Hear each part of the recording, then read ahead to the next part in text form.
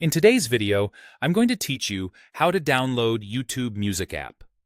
We'll walk through the process using the Microsoft Store on Windows, search for the app, confirm whether it's the official listing, and I'll point out where the download or purchase button is.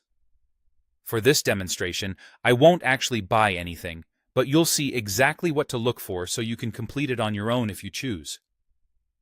First, open the Microsoft Store on your Windows computer.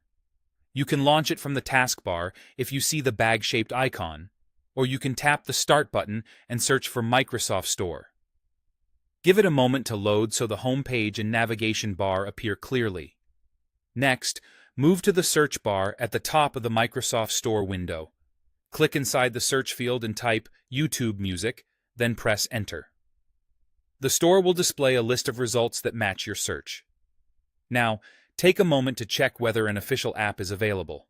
Click on the top result that looks relevant to YouTube Music to open its product page. On this page, look carefully at the publisher name, the app's description, and the overall rating. The publisher information is especially important. It helps you confirm whether you're dealing with the real developer or a third-party app that simply uses a similar name. Also glance at screenshots and the feature list to make sure the app aligns with what you expect from YouTube Music. Availability and pricing can vary by region and over time, so don't be surprised if what you see differs from what others might see. In this example, the listing shows as a paid app. Because I'm not purchasing it here, I won't go through with the transaction. However, the steps are straightforward. If you decide to proceed, you would click the button that clearly shows the price. That's the download or purchase button for the app. After you click it, the store typically begins the download and installation process automatically once the transaction is confirmed.